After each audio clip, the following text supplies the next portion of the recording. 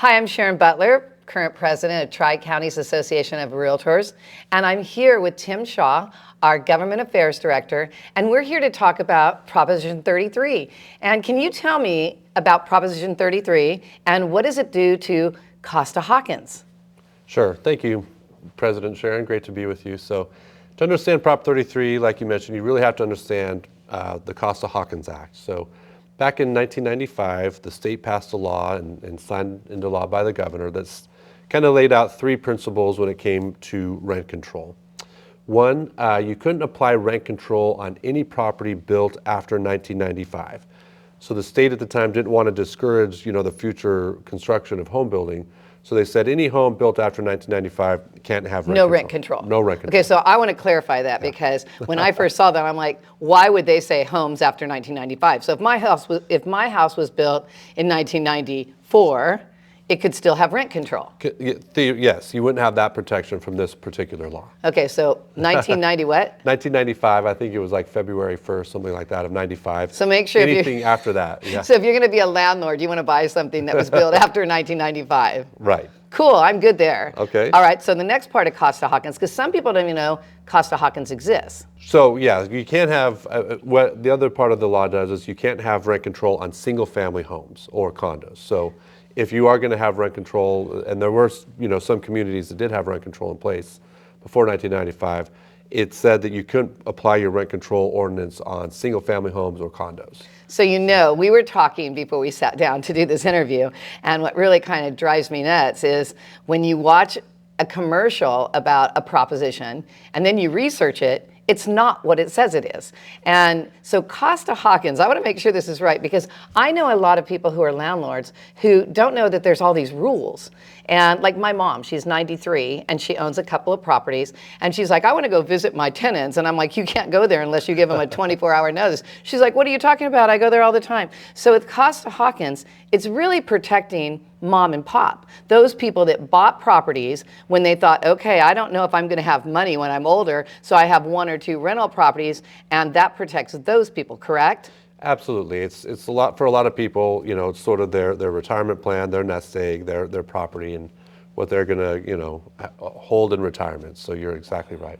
Right. So when I see a commercial that says, let's vote yes on Proposition 33 because of those greedy apartment owners, that's wrong in every way, shape, and form, correct? So we want no on 33, correct? We want no on 33, and this is not the first time political advertising is sort of not telling the whole story, as usual. So how many times have we had this fight? I mean, if people already voted for it to be the way it is, why are we bringing it up again? So how many times have we done this? This will now be number 3, and it seems to be an every 2-year thing lately. So we have had statewide efforts to repeal Costa-Hawkins. We've been able to successfully push them back with our friends. So we're doing this all over again with Prop 33 this year. So hopefully we can win one more time, and we're asking you to vote no. But I would mention there was another big important part of the Costa-Hawkins Act as well. It refers to what they call vacancy decontrol. So if you own a property and you've got a tenant in there and they move out, if the new tenant when they move in, you could have a rent control that says that new tenant's rent is based on the last tenant's what they were paying, and now you can't set it to market.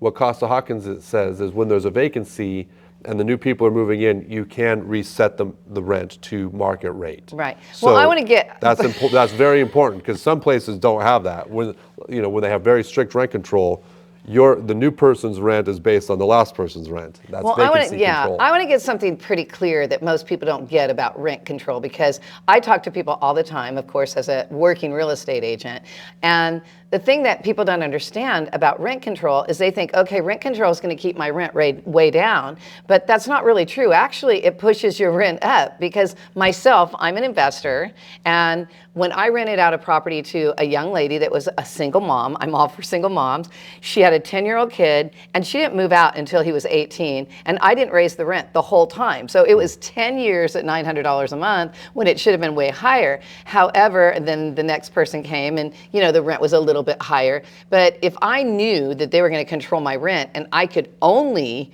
raise it what is that? We were talking about the CPI. No more than 10% a year. No more than 10% a year, sometimes lower actually. Yeah. Then I'm going to raise it every year no matter what, so that when it comes time to getting a new renter, I have it up there. Whereas most renters, most mom and pop landlords who were trying to protect with Proposition 33, correct? No on 33, who are trying to protect, they're going to start raising it all the time, and it's going to keep going up all the time because of the fact that if I don't go up all the time, I'm not going to stay to where the market is, correct? Absolutely. Ironically, when you look across the country, the places where rent is the highest are places that have rent control, which might seem counterintuitive. But to your point, you'd be crazy to not raise it to the cap every year, because Right. if you do fall way behind, you can never catch up. However, there's another proposition that we want to say yes on. Proposition 34. So we want no on 33, yes on 34. With 34, what the reason 34 is on the ballot is we have a nonprofit called the AIDS Healthcare Foundation. We're allowed to say that? Yeah, it's out in the open. AIDS Healthcare Foundation, every 2 years is the force behind more rent control. The reason we're voting on Prop 33, AIDS Healthcare Foundation got the signatures to put this on the ballot, and they're endlessly pushing rent control. So it was. Do we have any reason that we know why AIDS Healthcare is going against landlords? I just know the top guy there, Michael Weinstein, loves the idea of rent control, and I don't like to question people's motives. Or maybe he's motivated by a sincere desire to help people, but his way of doing it, I don't agree with. Right, because we don't even want to get into that, but the whole point is, the yes on 34 is because if he's raising money to help people who have AIDS, shouldn't that money go towards that type of benefit? Yeah, and that's what 34 says. If you're a nonprofit, you basically have to stick with the mission, nonprofit. the stated mission of your nonprofit. You can't be saying you're a nonprofit helping people with AIDS, but you're over here constantly doing rent control measures. So right. That's what 34 would say. They just got to stick with what their mission is. Okay, so now I'm going to ask you a question, because we brought it up about AIDS control and Michael Weinstein. Isn't there a lot of his money for AIDS going towards this rent control ballot? Well, sure. That's the source of funding for the other side on 33. We're talking about like a lot. A lot of money. So I'm just saying that if you're going to raise money for one thing, that's where the money should go. And that's what 34 is for, correct? Right. So in the future, hopefully we can get a no vote on 33. And if 34 were to pass this year, we won't have to be fighting with the AIDS Healthcare Foundation in the future over rent control ballot measures. So what that would do is save us a lot of money so that we could fight for other property ownership rights, correct? Absolutely. Anyway, I wanted to also remind everybody that we do have actually statewide rent control. The state legislature did put in place. So we already have rent control. AB 1482. It's in keeping with the Costa-Hawkins Act. So there were the guardrails in place, if you will, from Costa-Hawkins back in 1995. And those guardrails are for more the mom and pop people versus the big apartment owners. Well, everybody. I mean, to be fair, but the commercials only want to have you focus on the big company, when in reality there's plenty of other mom and pops like you're mentioning. So we do have rent control in place statewide with 1482, and so it is capped out already. But if 33 were to pass, it just blows apart the guardrail. So then cities anywhere could come up with very, very strict rent control policies, and there wouldn't be those guardrails in place. So every time you say something, it brings something up else that I want to say about the rent control and how that, what it does to us. Because I was just talking to somebody else about 33, and she was telling me, because I said, well, how do they know how much I'm renting it out for? How do we know how much the landlord's renting it out for? It's only word of mouth or showing their lease. And she said to me, the ever popular thing that scares the heck out of me, because as most landlords do not want any more paperwork.